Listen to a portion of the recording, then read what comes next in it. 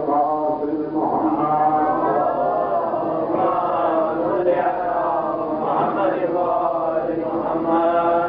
وآله وأهل بيته وإخوته الطيبين الطاهرين ولعنة الدائمة ولا أعدائهم أجمعين.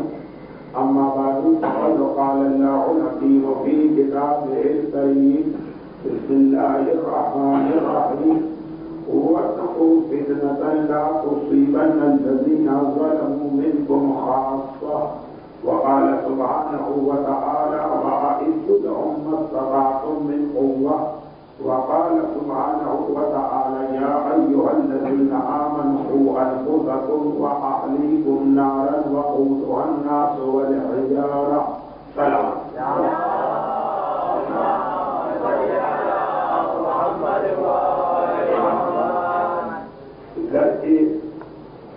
میری گزشتہ مجلس اور آج کی مجلس کے دوران 2 ہفتے کا وقفہ ہو چکا ہے، لیکن پھر بھی موضوع جو کہ نامکمل رہ گیا، اس لیے آج کی مجلس میں بات وہیں سے آگے بڑھائی جا رہی ہے. گزشتہ مجلس غالباً ان جملوں پر اختتام کو پہنچے یا دشمن کی ساری کوشش یہ کہ گھر ہمارا ہو، گود مومنان کی ہو، بچہ ہمارا کہلائے، لیکن مددگار اس کا بنے. اور غالباً یہاں تک میرا ذہن کام کر رہا ہوں، مامون رشید عباسی اپنی بیٹی کی شادی جس مقصد کے تحت امام معصوم سے کی، اسی واقعے کو سامنے رکھ کر یہ نتیجہ آپ کو پہنچایا گیا. ہو سکتا اس کو نہیں کہتے لیکن مجلس میں تھا ایک مرتبہ پھر جملے کو دوہرا کہ ایک تو یہ طریقہ دشمنان نے اہل بیت کا اہل بیت کے مقابلے میں تھا کہ باہر غیروں کو لا کے حملہ کرواتے تھے، لیکن اب اس کے بعد اہل بیت کے دشمنوں نے اپنا طریقہ بدلا اور انہوں نے یہ دیکھا کہ اگر باہر سے آ کے حملہ ہو تو مسلمان سمجھ جاتے ہیں کہ ہم کہاں ہے باطل کہاں. ایسا کیوں نہ کیا جائے کہ خود اہل بیت کے گھرانے میں اختلاف پیدا کر دیے جائے اور اہل بیت کے اپنے گھر سے ان کی مخالفت میں آواز بلند. بہت ساری باتیں ایسی کہ ہمارا غور نہیں کرتے، ورنہ قرآن کہتا ہے تلک الایام نداولها بین الناس. یہ ایک ہی واقعہ ہے جسے ہم گھما ملا رہے ہیں. History repeat itself. تاریخ اپنے آپ کو دوہرا رہی ہے. آج بھی سیاسی دنیا بعض سیاسی گھروں احتجاج یہ کہ ہمیں باہر سے ختم نہیں کیا جا سکا تو ہمیں 2 ٹکڑوں میں تقسیم کرنے کی کوشش ہو رہی ہے. ہمیں نہیں معلوم سیاست میں سچ کیا ہے اور جھوٹ کیا ہے، لیکن اہل بیت کے حوالے سے ہمیں پتا کہ دشمنان نے اہل بیت نے اپنا طریقہ بدلا. اور آج کی مجلس یہ یاد دلا دی جائے کہ اگر آج کی رات کی تاریخ میں کوئی خصوصیت نہیں، شب 24 ایک روایت میں ہے کہ شاید 24 رجب اور 1 خیبر کا دن تھا، لیکن وہ بھی کوئی بہت معتبر روایت نہیں.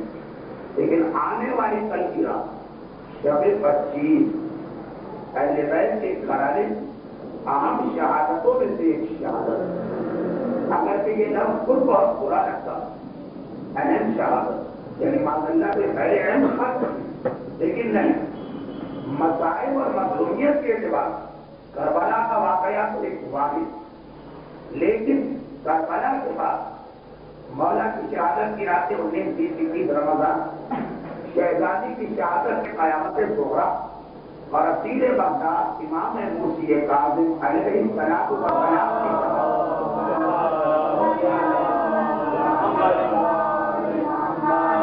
کے اعتبار 7ویں امام کی شہادت، شہید 6 امام بھی ہوئے، شہید 5ویں امام بھی ہوئے، شہید 4 امام، اور پھر 9ویں امام کی شہید، 10ویں امام کی شہید، 11ویں امام کی شہید. لیکن کربلا کے بعد مسائل کے اعتبار سے یہ بغداد کی شہادت جب انتہائی المناک سانحات میں سے ہے تاریخ اسلام.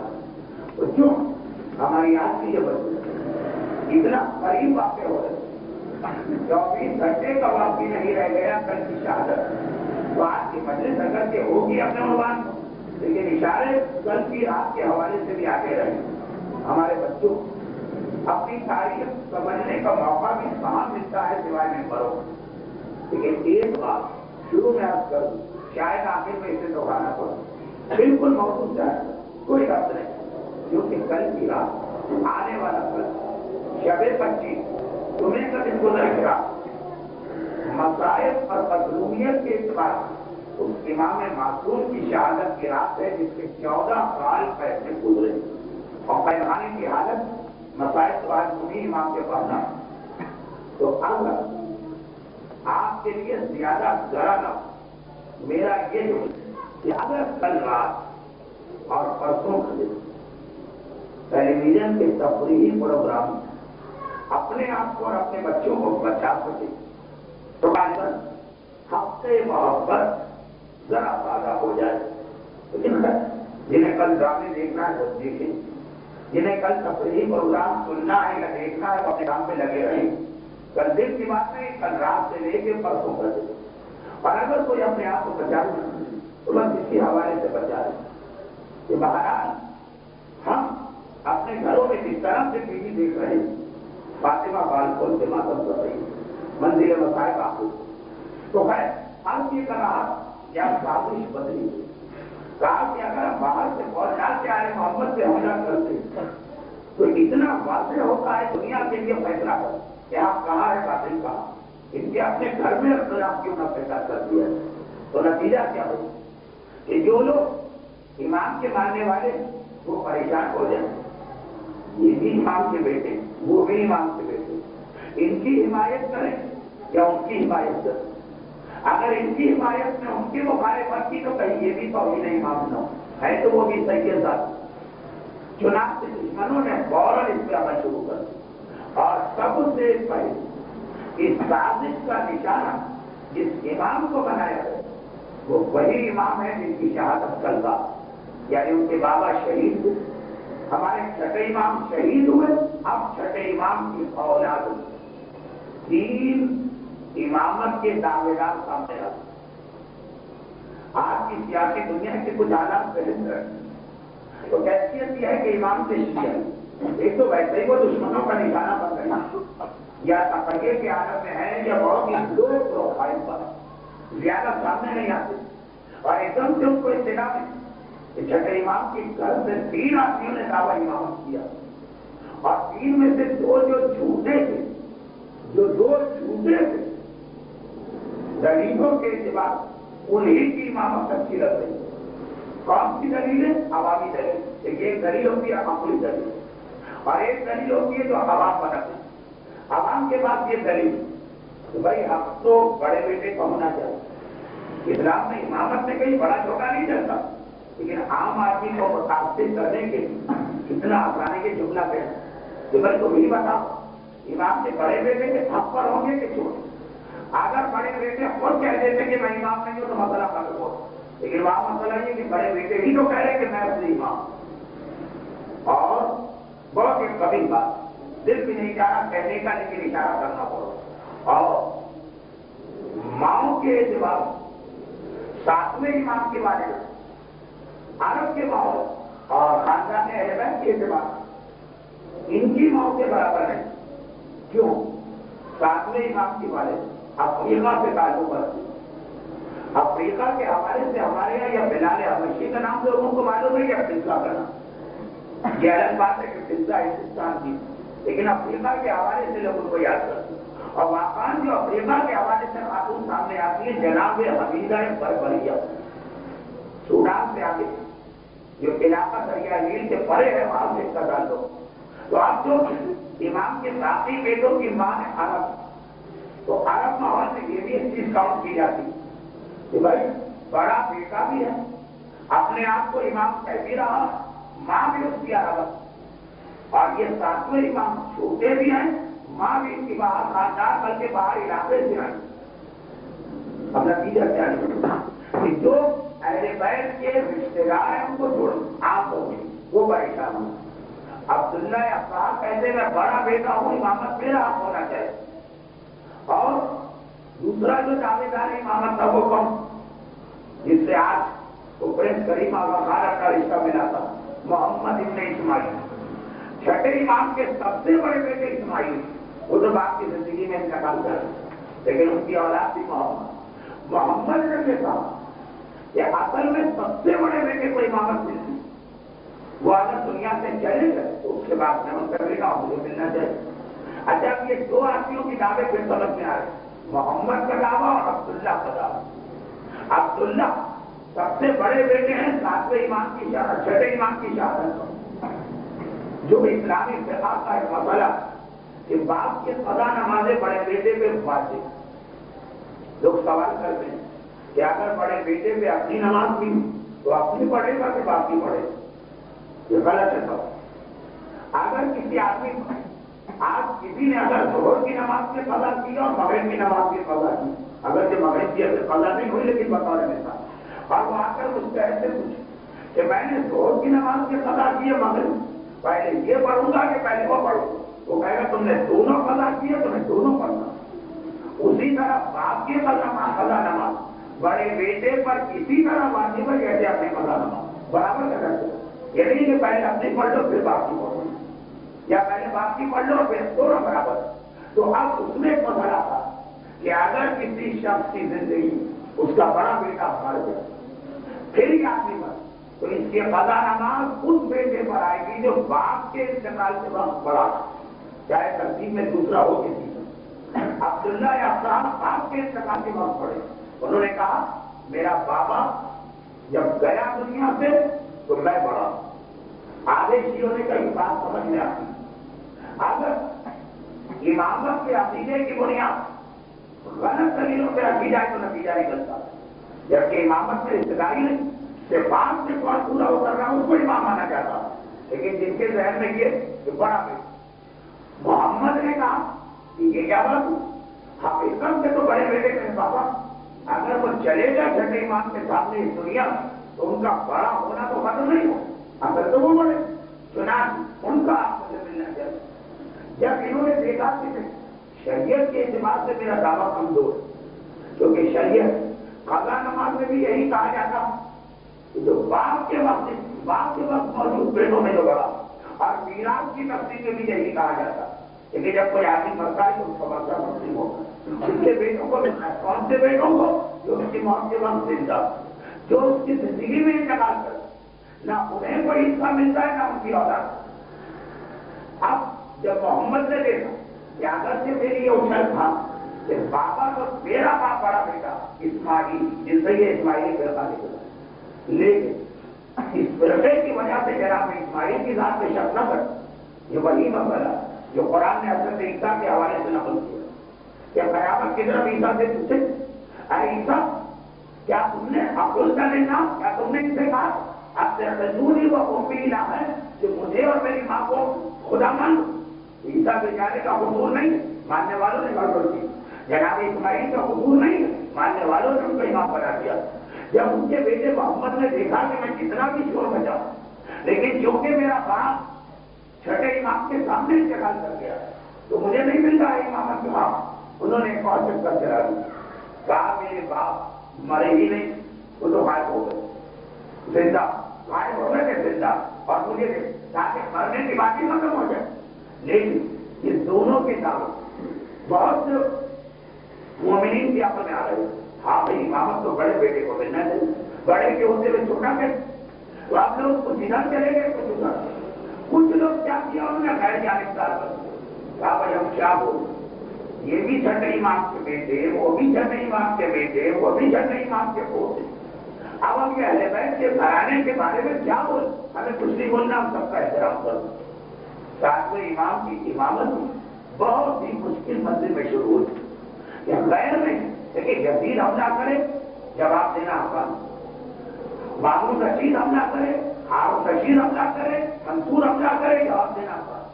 سگے بھائی اور سگا بھتیجا مکانے پڑتے کتنا مشکل وہ ہے بالکل اتفاق. لیکن کیونکہ میرا پورا موضوع بھی یہ تھا کچھ ماں، لیکن جب یہ سازش ناکام ہو 16 سال کے بعد محمد ابن اسماعیل کی امامت بھی ختم ہو گئی اور عبداللہ ابطال کی امامت بھی ختم.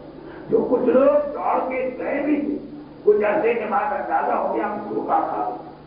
امام کا بیٹا ہونا اور بات ہے، امام ہونا اور بات. وہ واپس آ اور تقریباً 158 ہجری تک سب لوگ واپس آ چکے تھے ساتھ میں امام کی جا رہے. لیکن یہ 10 سال بڑے صبر و تحمل کا مرحلہ. دشمن کے موقع ڈھونڈا کہ 7ویں امام اپنے بھائیوں کے خلاف الگ اعلان کچھ بولے اور اب اس موقع سے فائدہ اٹھا کے سارے خاندان کو خرچ کر دیں. 7ویں امام نے بڑے صبر کے ساتھ اس بندے کو طے کر دیا. دشمنوں نے دیکھا یہ گڑبڑ ہو. ہم تو سوچ رہے کہ خاندان کا جھگڑا معذلہ پورے مسئلہ امامت کو ختم کر دے گا، لیکن یہ ناکام. تو اب انہوں نے سازش کی جو میں نے 2 ہفتے پہلے بتائی. اب خاندان کی بات کی. اب امام کا بیٹا اسے اپنے رنگ پہ رکھتا. چنانچہ بابو نے اسی لیے اپنے بیٹے کی شادی کر کہ ان امام نسل میں جو امام ہو. اب ہمیں جھوٹا امام نہیں بنانا تو واقعا سچا امام ہو. لیکن ہوگا تو میری بیٹی کی اولاد کیا نانا کا ذرا بھی خیال نہیں کرے. ہمارے یہاں تو نانا کا بڑا احترام ہوتا ہے نا، کیا نانا کا ذرا خیال بھی نہیں کرے. بیٹا ہی نہیں کرو اور جھوٹا امام نہیں بنا رہے، سچا امام. لیکن ہماری نسل میں اور یہی سازش اب آئی. اتنا میں نے بیٹھ رہا ہوں اس لیے بتا یہی سازش آج کل کی جا رہی. اب تک ہمارے دشمن چاہے وہ امریکہ ہو چاہے وہ یورپ ہو باہر سے ہم پہ حملہ کرتے ہیں. بہت سے مومنین اس حملے میں بیٹھ ان کے راستے میں چلنے لگے، لیکن پھر بھی بہت سی خراب تک جمے ہوئے اپنے عقیدے پر اپنے دین پر. اگر تقریباً ہر دوسرے گھر میں بے حجابی آ گئی مگر پھر 100 میں 1 صحیح ابھی حجاب والے گھر ہیں. اگر ہر 100 میں سے 99 گھر ڈسکو اور ٹیشرٹ پینا اور گانا اور ڈانس یہ آ گیا کس طریقے سے آیا، کس رڑے سے آیا. اب تو شادیوں جاتے ہوئے انسان پہلے سوچتا ہے کہ یہ جانا حرام ہے کہ حرام نہیں. جس طرح شراب کھانے کی طرف جاتے ہوئے ہر ایک کے قدم رک جاتے شادیوں سیدانیوں کی شادیاں ہو رہی اور ہماری لڑکیاں باقاعدہ ڈانس سیکھ کر اس موقع پر مظاہرہ کر دیا رہا. ہمارے گھر خوش ہو کے دیکھا بھائی دیکھیے بھائی کی شادی میں کتنے خوش نظر آ رہی. یہ بہت شریف رہی. ویسے کبھی کسی سے بات نہیں کرتی لیکن شادی کا موقع تو بڑی خوشی کا موقع. باقاعدہ ڈانس اور کس طرح سے گانا اور کس طرح سے گانا. ایک جملہ اردو میں کہہ دوں گا تو شاید کب کہیں گے آپ نے ایسی پڑھی، لیکن عربی لفظ کا اردو ترجمہ کر رہا ہوں. جب عربی میں تو نہیں ہوتا ہے نا بہت ساری چیزیں ایسی کہ انگریزی میں اگر آپ کریں تو وہ اتنا گناہ نہیں کرتے. بہت سے گناہ کا انگریزی ٹرانسلیشن کر لیں تو وہ اتنے گناہ نہیں کرتے. اردو میں کہیں گے نام ہے نا، انگریزی میں کہیں گے کزن. ہر لڑکا کہتا ہے یہ میری کزن اور ہر لڑکی کہتی ہے کہ میں کزن کے ساتھ جا رہا ہوں. اب یہ کزن جو ہے نا وہ بات نہیں. اردو میں کہتے ہیں کہ نامحرم کے ساتھ جا رہے ہیں جو اس کے اندر ایک اولاد کی نام ہے کزن کے اندر وہ سب بالکل ٹھیک ٹھاک ہو، وہ کوئی زیادہ خرابی نظر نہیں آ رہی. اسی طرح سے کچھ الفاظ مثلا ایک صاحبہ رقص کرتی چلے آپ کو رقص کرنا رکھتی باقاعدہ اپنے نام کے ساتھ لکھا جائے گا کیا کروں نہ کروں. ایک صاحبہ کو کھانے کا بڑا شوق ٹھیک ہے گائیں گے لیکن اس طرح گائیں گی کہ اپنے نام کیا عابدی جعفری نقوی رضوی باقاعدہ یہ سب نام لگائے جائیں. اچھا اس کا ترجمہ کیا بھائی نقوی اور رضوی کا ترجمہ کچھ ہوگا نا وہ ترجمہ مجھ سے سنیے. آپ اس سے بگڑ جائیے کہ آپ نے تو اس سے نہیں بگڑے یہ کر رہا. دیکھیے جعفری کا ترجمہ یہ مثلاً اعلان محترمہ فلاں جعفری آج کا مبصرہ اس کا کرے اردو میں ترجمہ کہ آج چھٹے امام کی ایک بیٹی آ کے رقص کر رہی آگے کا رقص دیکھے تو جعفری رقص کر رہی ہے تو آپ کے کوئی اثر نہیں. لیکن جعفری کا مطلب کیا آپ فلاں رضوی صاحبہ مظاہرہ رقص کریں رضوی صاحبہ کا مطلب کیا آج امام رضا کی ایک بیٹی مجمعام کے اندر افسر آزادی آتے تھے. یہ جملہ یہ یزید نے کہا تھا یا آج کی مومنہ کہتی؟ ایک یزید گزرا ہے اتنا بے حیا کہ سیلانیوں کو قیدی بنا کے لے گیا, اعلان کرتے ہوئے ہاتھ سے ہی سبایا بناتے رسول اللہ. یہ رسول کی بیٹیاں ہیں, آتے ان کا تماشا دے.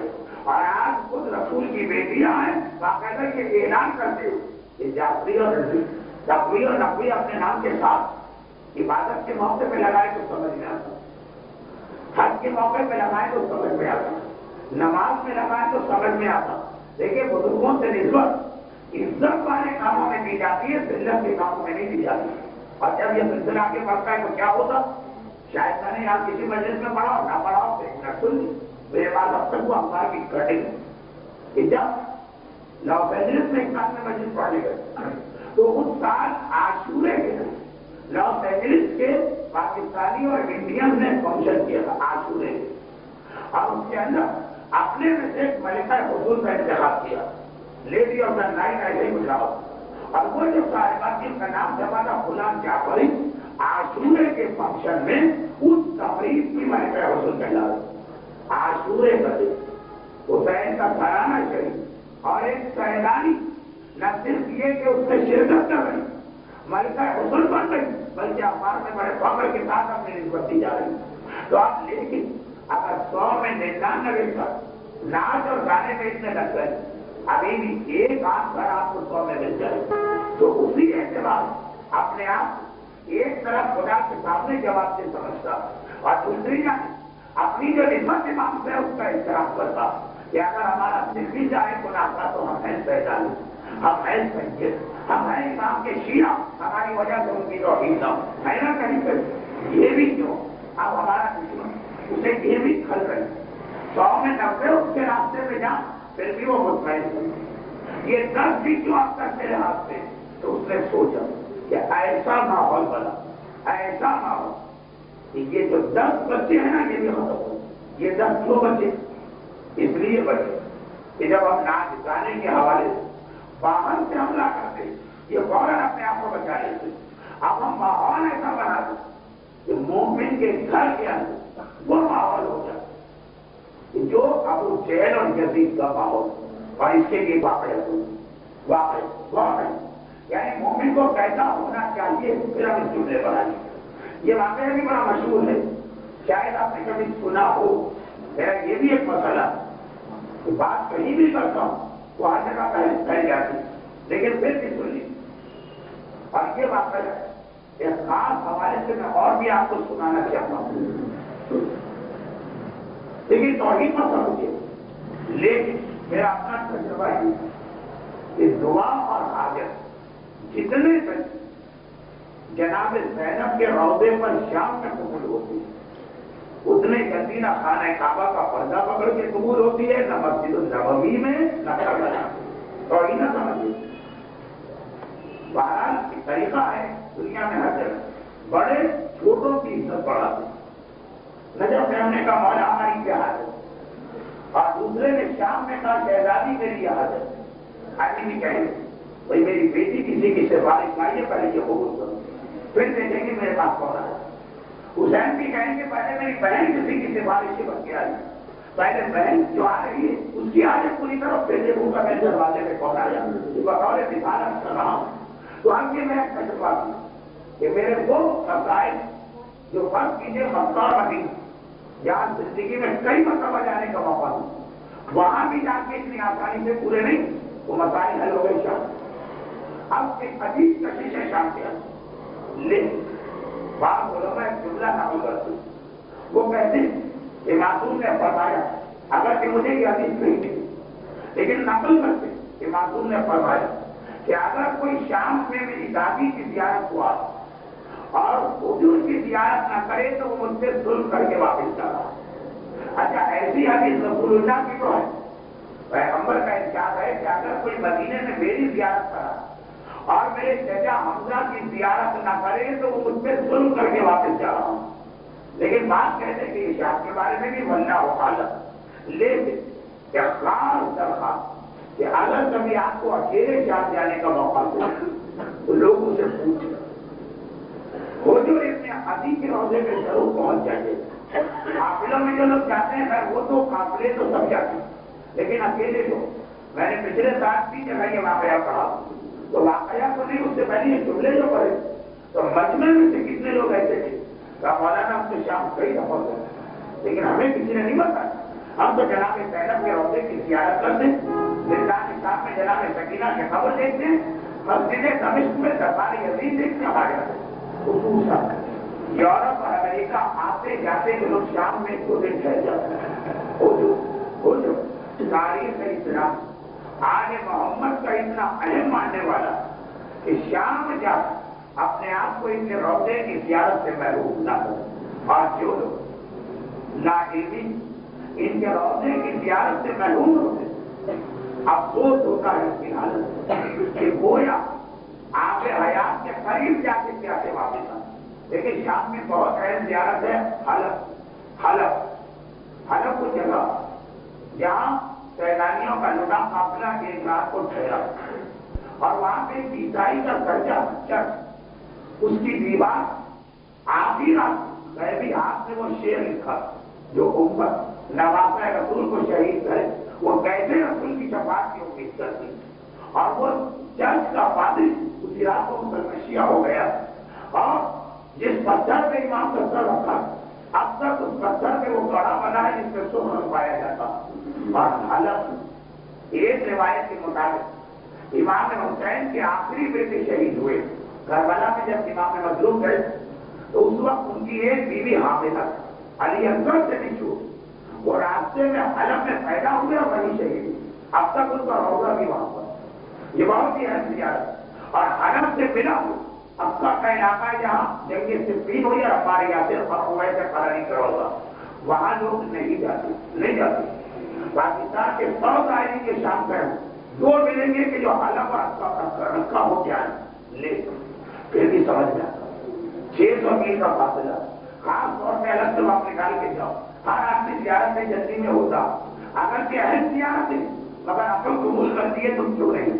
لیکن حضور ابن علی کیا جب کوئی چھوڑ کے آتا, ارے شام میں جہاں ٹھہرے ہو وہاں سے 15 یا 20 منٹ کے راستے میں ان کا روضہ, اور وہاں تک نہیں جس کے بارے میں یہاں تک کہہ دیا کہ اگر کوئی جگہ زینب کی زیارت کرے وہ زیارت نہ کرے تو وہ ظلم کر کے جا رہا. یہ گویا شیطان نے ہمیں محروم رکھا ہے ہماری لائف سے فائدہ اٹھانا. خیر یہ تو اس لیے مشورہ کہ آج کے لوگ زیارتوں میں پہنچ جا رہے ہیں, لیکن اگر اتنے عجیب آواز ہے واقعہ بڑا کھلا ہے, لیکن جو کہ مشہور ہے اور میں خود پچھلے سال 4 جگہ 3 جگہ پڑھ چکا ہوں, اس لیے مختصر کرتا ہوں. اس سے اس کا ایک جو جناب حجر ابن علی گرفتار کیے گئے یزید کے باپ کے زمانے, اور اس وقت کہ جب خطبہ جمعہ مولا کی شان میں گستاخی ہوئی تھی تو انہوں نے مجمع میں کھڑے ہو کے احتجاج کیا شہر کوفہ.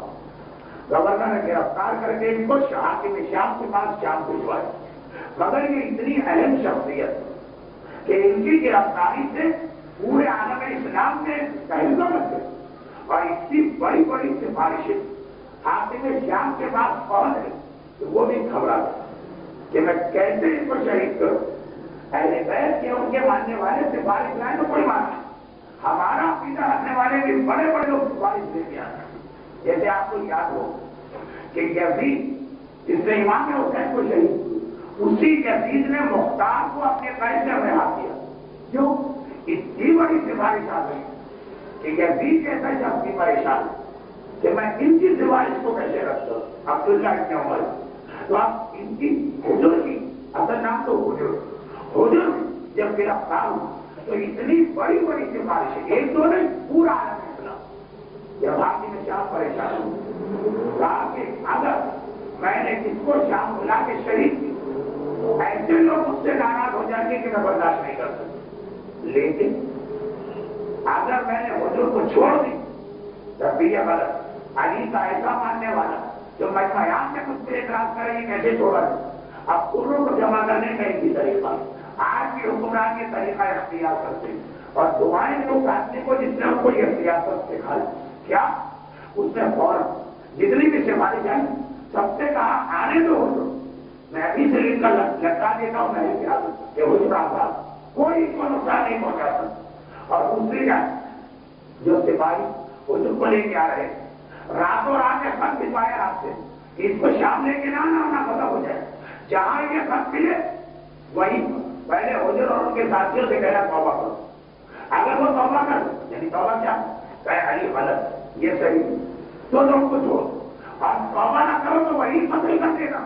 اور دیکھو جب تم آؤ گے شام تو میں تمہیں دل میں ڈالوں گھبرانا نہیں کہ چند دنوں کو اور اس کے بعد سارے حالات ٹھیک ہو جائیں گے. اور لوگوں سے کیا بہانہ کروں گا بھائی میں نے تو آزاد کرنے کا اعلان لگا دیا. میرے سپاہیوں نے جہاں پہنچنے سے پہلے ہی میں نے اس کو مار دیا وہ قصوروار ایک تحقیقاتی کمیشن بٹھا دیا جائے گا اور اس سے ہفتے کے لیے یہ جیل میں چلے جائے. لیکن یہ واقعی تاریخ میں ہے کہ جو اسی حضور کا ہوگا شام میں نہیں دمشق میں نہیں دمشق کے بعد کیونکہ یہ حکم ہی ہے تھا شہر میں نہ آئے. ایک آدمی بھی حضور کو زندہ دیکھ لے گا پھر میں نے قتل کرا سکتا ہوں. اور کیا خط مل گیا آپ سے تقریباً آج بھی دمشق شہر سے 22 کلومیٹر دور ہے حضور کا ہوگا جہاں ویرانہ جیسے ہی سپاہیوں کو یہ خط دیا انہوں نے ایک مرتبہ اپنے سارے فیصلوں کون فیصلی ایک حضور ایک ان کا جوان بیٹا حضور تو بوڑھے یہ رسول کے زمانے سے چلے آتے اور کچھ 9-10 اور آدمی انہیں خط دکھا اور کہا دیکھو تمہیں رہائی بھی مل سکتی توبہ کرو. تو 6-7 آدمیوں نے توبہ کرو ٹھیک ہے چلے لیکن ایک ہی شرط کسی شہر میں نہ جانا جنگلوں میں جب تک کہ حالات سب دبا نہ جائے. حضور نے منع کر دی اور کہا نہیں اور حضور کے بیٹے نے پندوسی نہ کی تو سپاہیوں نے کہا ہمارا قصور نہیں خط ہمارے پاس ہے آرڈر ہمارے پاس ہے تمہیں شہید کرنا چاہیے اس مرد مظلوم کی روضے تو ان کی آپ زیارت پڑھیں. زیارت میں یہ پورا واقعہ ابھی میں لکھا ہے جو میں آپ کو میں بتا رہا ہوں. حضور نے کہا اچھا جب شہادت کی یقین تو 3 میری وصیت ہے 3 میری خواہش سے کرنے سے پہلے اسے پورا کر سکتے ہو تو پورا کر. سپاہیوں نے کہا ہمارا آپ کا اختلاف ہو ہم تو حکم آگے سے مجبور چنانچہ جو آپ کہیں جو ہمارے اختیار میں ہم سے قبول کرے. کہا کہ میں اپنے مولا علی ایسی نمازیں پڑھنا دیکھ چکا ہوں کہ میرا دل چاہتا ہے دنیا سے جاؤں تو نماز پڑھ کے جاؤں مجھے 2 رکعت نماز کا موقع دے. اچھا آپ دیکھیے آپ سب سے حقیقی چیز ماشاءاللہ نماز پڑھ کے رہے کتنے گھروں میں آپ کو نماز نظر آئی. اہل بیت کا مزاج کہیں اہل بیت کا مزاج نماز کے بارے میں اتنی حدیث ہے کہ میں سلسلہ شروع کروں تو شاید پورا اشرا اس پر ہو جائے. لیکن جس امام کی کل شہادت اور پرسوں جس کی شہادت کرتے اس امام کی ایک حدیث ہوگی بچوں کے لیے خاص طور پر کہیں ایک راوی کہہ رہا ہے حدیث بہت مشہور مگر اس کا جو نتیجہ میں آپ تک پہنچا رہا ہوں یہ کم مشہور.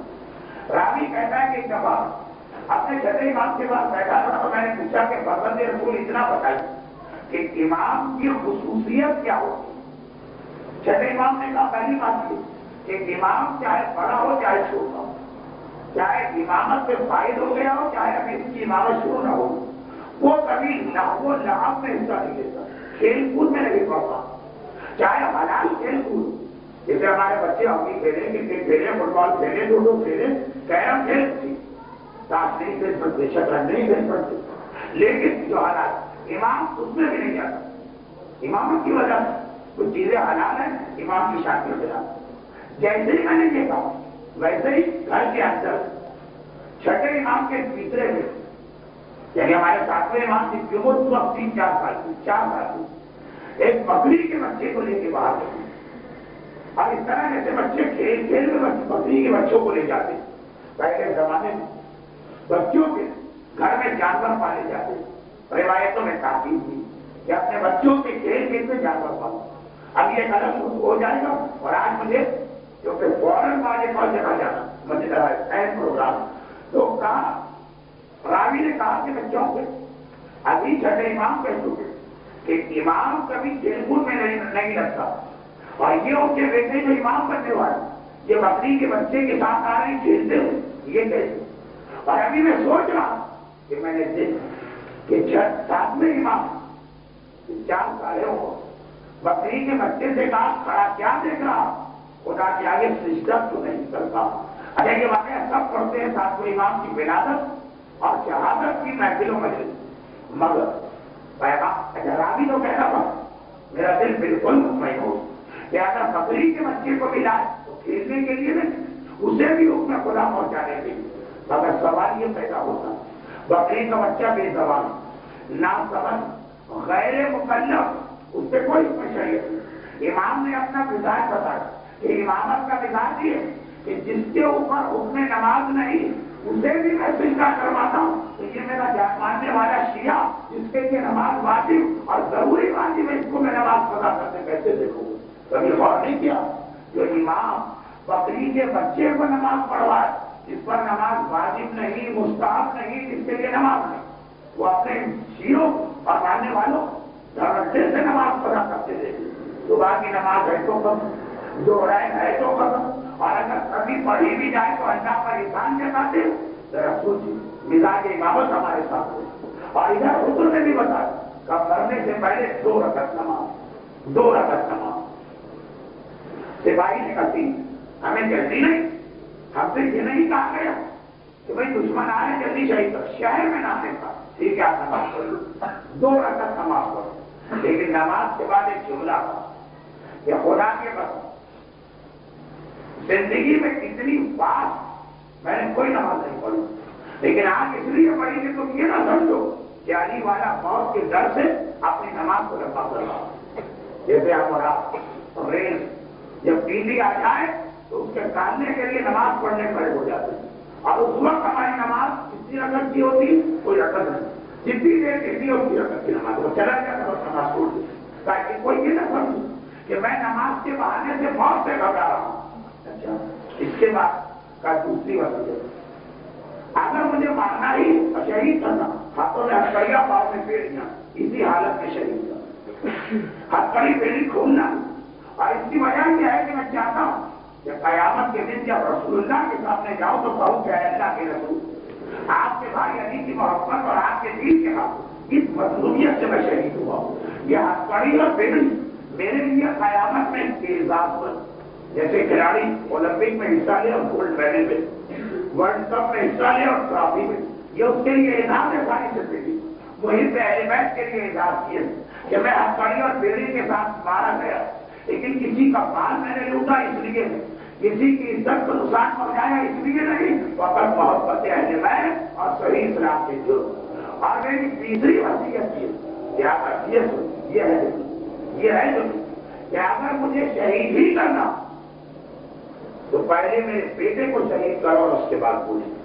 فطرت انسانی کے خلاف نہیں ہوگا. ہمیشہ پورا پاپ کہتا مجھے مار دو میرے بیٹے کو چھوڑو، یہاں کہنا پہلے میرے بیٹے کو مارو اور پھر مجھے مارو.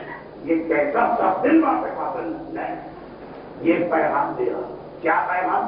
آگے پوچھی کا، لیکن نماز پڑھی تو وضاحت، ہتھکڑی کی وصیت کی تو وضاحت، بیٹے کی شہادت کی بات کی تو وضاحت. تو مجھے کیا کہ میرا بیٹا بھی جوان ہے اور اس کے سامنے جان بچانے کا ایک راستہ بھی ہے. اب یہی تھا نا جو توبہ کرنے اس کو چھوڑ دے. جب تک میں موجود میری وجہ سے وہ آپ کو نہیں چھوڑے گا، بات صاف ہے. لیکن اگر میں اس کے سامنے نہ رہا تو کہیں ایسا نہ ہو کہ تلوار اور جان کے خوف سے یہ آپ کو چھوڑ. میں چاہتا ہوں کہ زندگی بے شک چلی جائے، اس کا ایمان نہ جانے پا. طریقہ یہ ہے کہ میرے سامنے پہلے سے شہید کرو. مجھے اپنے بارے میں اطمینان کہ ایک نے 70 بیٹوں کے لاشیں گرے تبھی میں سیدھے آپ کو نہیں چھوڑوں گا. بیٹا جوان ہے اس لیے اس کے بارے میں اطمینان ہے. اس کے ایمان کو بچانے کے بوڑھا باپ جوان کو پہلے اپنے سامنے شہید کروا رہا تاکہ اطمینان ہو جائے کہ اس نے اپنے ایمان کو نہیں چھوڑا. یہ علی کا شاگرد اور علی کا صحابی ہو جو وہی تو بات اہل بیت نے اپنے شیعوں کو بتائی ہو کہ بوڑھا باپ بڑھاپے میں آ کے کہہ رہا ہے مجھے مار دو، لیکن بعد میں پہلے میں بیٹے کا لاشا دیکھوں. آج تک آپ کو کوئی ایسا باپ و ماں مل؟ وہ تو قاتلوں کے قدموں میں گر جاتے ہیں ہمیں مار دو اس کو چھوڑو. اور اگر یہ نہیں تو پہلے ہمیں مار دو پھر تو تمہارا دن چاہے کرو. ہم سے یہ صدمہ برداشت نہیں ہے کہ ہم زندہ اور جوان مارا جائے. لیکن خود اٹھتے تھے اگر دین کی بات، شریعت کی بات، حق کی بات اور آپ بھلے مر جائے ایمان اس کا قتل نہیں ہونا چاہیے. وہ بھی علی کے شیعہ اور یہ بھی علی کے شیعہ. بیٹی نے کہا کہ میں پردہ نہیں کروں گی، باپ نے کہا ٹھیک ہے جیسا تم لو. بیٹے نے کہا بابا سارے دوستوں کے گھر میں بھی شہد پینا ہے، آپ کیوں لے کے نہیں آتے؟ کہا بیٹا شام کو ہی آ جائے. امام ادھر فریاد کرتے رہے یہ ہمارا کیسا شیعہ ہے جو ہمارا خمس دینے کو تیار نہیں ہے، جو ہمارا حق ہے؟ آپ نے کہا پیسے ہی نہیں، پورا ہی نہیں ہوتا، مہینے کے آخر میں کوئی بچتا ہی نہیں، امام کو کہاں سے؟ ہم تو اس فکر میں کسی طرح وہاں سے بھی کچھ مل جائے، کمی ہوتی ہے ہمارے۔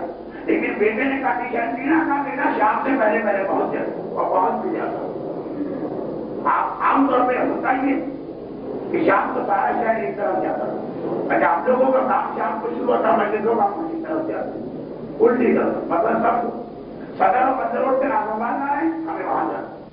تو روزانہ 40 سے 50 ٹیکسیاں ملتی ہیں جس کے اوپر ارجنٹینا لگا تھا، کتنے کتنے ہم سب جاتے گرنا چھوڑ دیتے، لیکن ایک طرف کی حالت اور مومن اور دوسری جانب وہ جو بھی مومن، بھائی اگر اہل بیت کے گھر بخشش اتنی جاتی ہے کہ تمہارا بیٹا گائے کہ ناچے کہ نماز قضا کرے کہ کچھ کوئی پرواہی نہیں، تو بزرگ کیسے واسطے جو پہلے میں چاہتا ہوں میرا بیٹا پہلے والے تاکہ اس کا حساب کر دے۔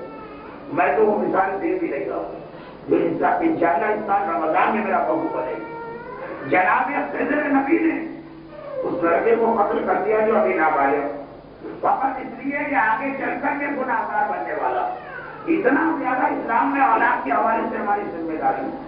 اب قرآن کی وہ 3 آیتوں کا ترجمہ کروں، میرا مجلس کا اسٹائل ہی بالکل الٹا ہوگا، اس میں یہ الٹ بھی شامل ہے کہ عام طور پہ خطبے کے بعد پہلے آیت کا ترجمہ ہوتا ہے پھر تقریر ہوگا، ہمارے یہاں تقریر پہلے ہو جاتی ہے آخر میں ترجمہ آتا ہے۔ اب دیکھیے مجلس ختم ہو، اب ترجمہ سن 3 آیت۔ اے ایمان لانے والے، اپنے آپ کو بھی جہنم سے بچاؤ، اپنی اولاد کو بھی جہنم سے بچاؤ۔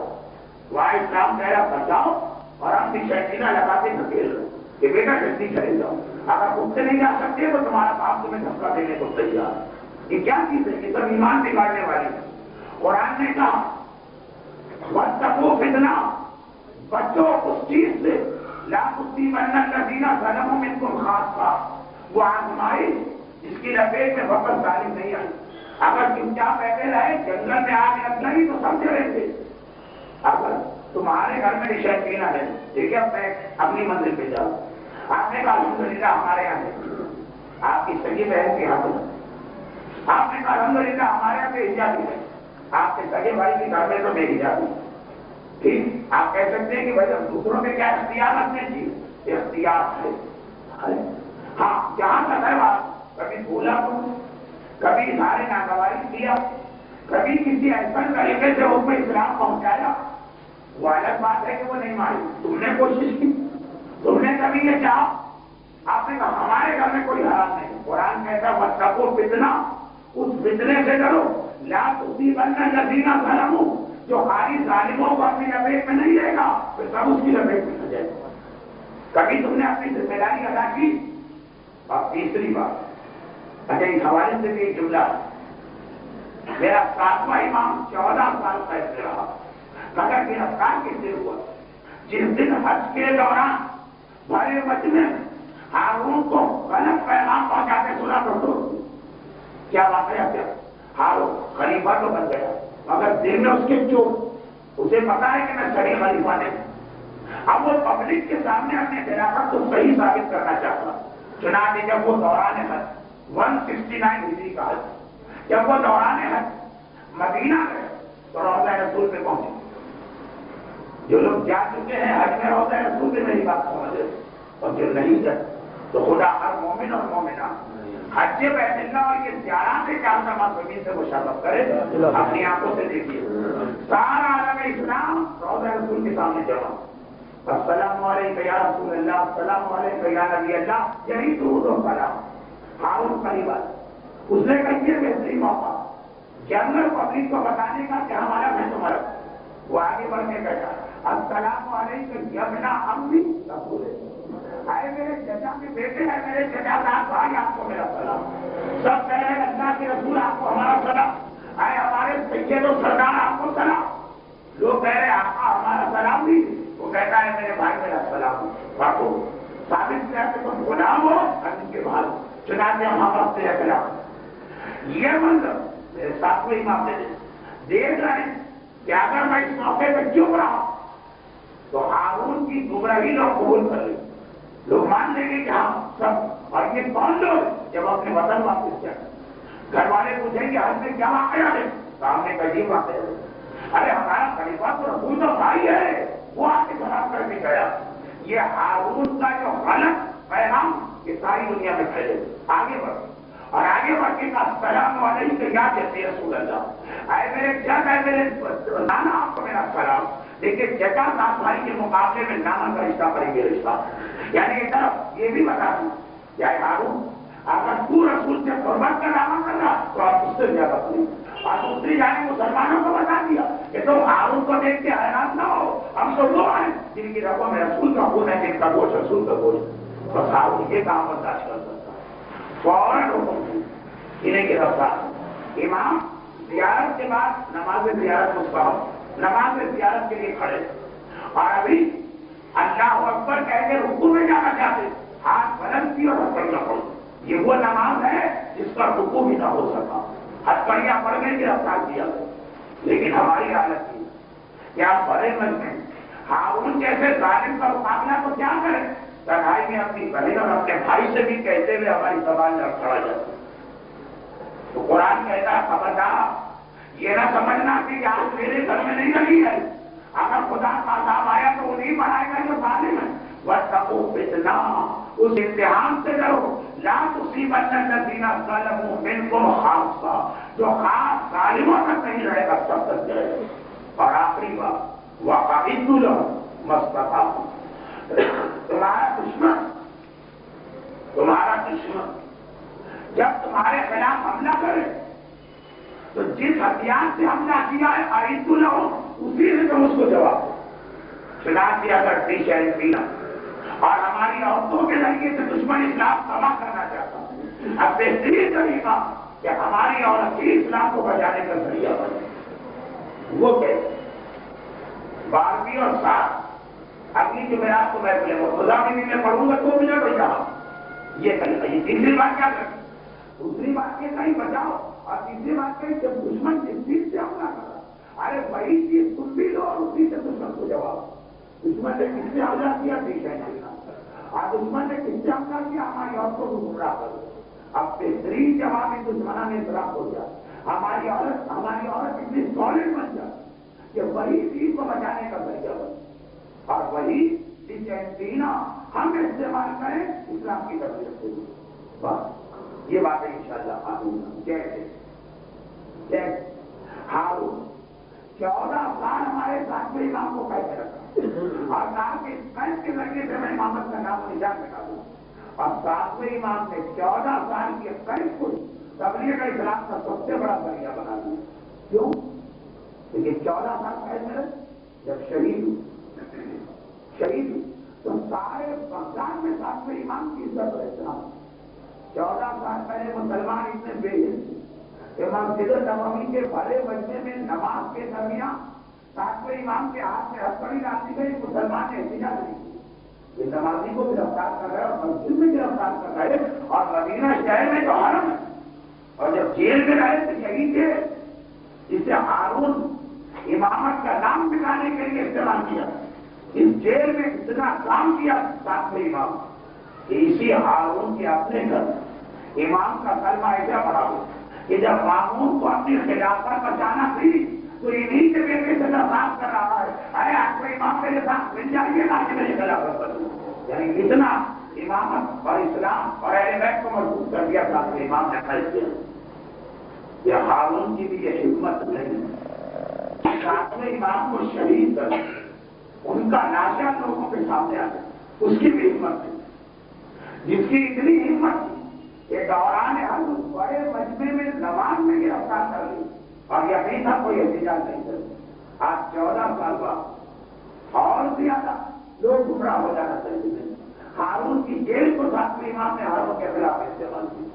چنانچہ ہارون جب یہ دیکھا کہ میری سازش کو الٹ گئی تو نہ صرف یہ کہ وہ امام کو شہید کرنا چاہتا بلکہ یہ بھی چاہتا ہے کہ عوام کے سامنے امام کا لاشا نہ ہے. چنانچہ اس نے حکم جاری کیا، جب انہیں تم نے شہید کر دیا تو ان کا لاشا بغداد کے پل پہ لے جا کے ڈال دو. بغداد سے باہر نکلنے کا راستہ پل بنا کیوں ڈال دو؟ پرانا زمانہ ہے، کوئی لائٹ، کوئی الیکٹرک پول، کوئی اس قسم کی روشنی تو ہے، اندھیرا. اور یہ پل وہ ساری رات شہر کے اندر سناٹا، جو شہر کے باہر کا راستہ ساری رات اس میں آمد و رفت ہوتی ہے۔ شہر کے لوگ جو باہر جانا چاہتے ہیں اسی پل سے جاتے ہیں، اندر آنا چاہتے ہیں اسی پل سے، اور کیونکہ یہ شہر کے باہر جانے کا راستہ وہ کوئی پیدل نہیں جاتا، سواری سے جاتا، ساری رات روڈوں کے آنے جانے سے اس امام کا لاشا اس طرح پوچھا جائے گا معلوم کہ صبح کو یہ تو پتا چلے گا کہ کوئی مسافر مارا ہے، یہ پتا نہیں چلے گا کون کیوں ہارون مدینے میں تو اپنے آپ کو اتنا طاقتور سمجھ رہا کہ حالت نماز میں حکم دیا آپ کو نہیں ڈالوں، اور آج تیرا اپنا شہر 14 سال کی جیل، اور اس کے بعد تو اتنا کمزور ہو گیا کہ امام کا لاشا بھی لوگوں کے سامنے سے آنا چاہتے، یہ میرے ساتھ میں امام کا جہاد ہے میرے خالد۔ اور یہ جملہ آئندہ مجلس سے جو اس سال کی میری مجلسوں کے سلسلے کی آخری مجلس، یہ کہ جسے دشمن ذریعہ بنائے پہچانے تم اسی کو ذریعہ بناؤ دین کو بچا دے، لیکن بس باقی باتیں آئندہ آج سے پچھلی بات۔ ایک لاشا پڑا اور کس حالت میں پڑا، لاشا پڑا اور کس حالت میں پڑا، یہ روایت میں نے کی بزرگ علماء سے سنی۔ تیسری رات یعنی کل رات آخری رات ایک مرتبہ بغداد میں کوئی لوہار رہتا، اس کے گھر کے دروازے میں دستک، گھبرا گیا آخری رات تو کون آئے، دروازہ کھولا تو دیکھا کہ سیاپوش اور نقابوش معصمہ کھڑی اور کہیں گے لوہا تو ایک مرتبہ اس نے جنت مانی تھی کہ اگر میرا فلاں کام ہو گیا تو میں رسول کی بیٹی فاطمہ کے کسی بیٹے کی مدد کروں گا، اور تیرا کام تو ہو چکا، تو نے منت اپنا پوری نہیں کی۔ مجھے کوئی سید اور فضل نے کہا میرا بھی میں تو آج بھی بھیا آج فاطمہ کا ایک بیٹا بغداد کے پل پہ تیرا انتظار کر رہا ہے، چل کے اس کی مدد کر۔ گھبرا کے کام اگر ہے آپ کو پتا کیسے چلا؟ اس لیے کہ رسول کی وہ دوسری بیٹی میرا ہی نام فاطمہ ہے، میں فاطمہ بنت محمد، آج میرے بیٹے کو تیری ضرورت ہے، شہزادی نے کہا اس طرح نہیں، اپنے اوزار لے کے چل، تیرے اوزاروں کی ضرورت ہے۔ اور آدھی رات لیکن نام شہزادی کا نام سن چکا، جو بغداد کے پل پہ پہنچا، آدھی رات کے اندھیرے میں کچھ نظر آیا، شہزادی ہم نے کیا کروں؟ چھپ کے دیکھ تجھے ایک لاشا نظر آئے گا، پیچھے کا لاشا تو ہے لیکن میں کیا کروں؟ اس لاشے کے گلے میں اب تک ٹاپ پڑا ہے، ہاتھوں میں ہتھکڑی پڑی ہے، پاؤں میں بیڑی پڑی ہے، ارے میرے اس بیٹے کی مشکل کو آسان کر دے۔ اس کی شہادت کے بعد کیا اس کی ہتھکڑی اتاری گئی، کیا اس کی بیڑی اتاری گئی؟ آئے میرا پاس بھائی وہاں شہادت کے بعد کی ہتھکڑی اور بیڑی کے ساتھ امتحان کی آپ ختم کر دیا، اس کے بعد والا امتحان نہ لیا۔ کون سا امتحان؟ آپ نے سوچا گھوڑے چلتے رہیں گے لاشا بابا ہوگا، مگر گھوڑے نہیں چلے۔ اب جو سواریاں آئی تو ادھر سے آنے والے گھوڑے پل کے درمیان رک گئے، ادھر سے آنے والے گھوڑے پل کے درمیان رک گئے، اور جو گھوڑے رکے تو پیچھے قطار بندی چلی گئی۔ گھوڑوں کے سوار گھبراتے ہوئے، سواریاں رکی کیوں؟ جب بیچ میں آئے تو دیکھا ادھر اور ادھر کے گھوڑوں کے درمیان ایک بے نفع مخلوق کا لاشا پڑا ہے، اور اس کے احترام میں گھوڑے بھی رکے ہوئے ہیں۔ ادب نے بڑا پورے احترام سے لاشا اٹھایا گیا، اور صبح سب کو پتا چل گیا کہ کس کا لاشا ہے۔ میرے پاس اللہ نے آپ کو یہ امتحان کر دیا، آپ کو اس امتحان سے محفوظ رکھا، لیکن میرے مولا آپ کے دادا حسین کو تو یہ امتحان بھی دینا پڑا۔ ارے شہید بھی ہو گئے، سارے پانچ کا حکم آ گیا، گھوڑے تو کیا ہوئے؟ ارے یہ فاطمہ کے لاش لگا تھا، ادھر کے گھوڑے اڑا، ادھر کے گھوڑے اڑا، حسین کا لاشا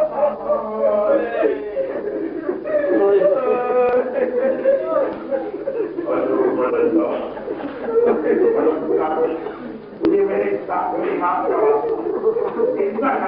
کا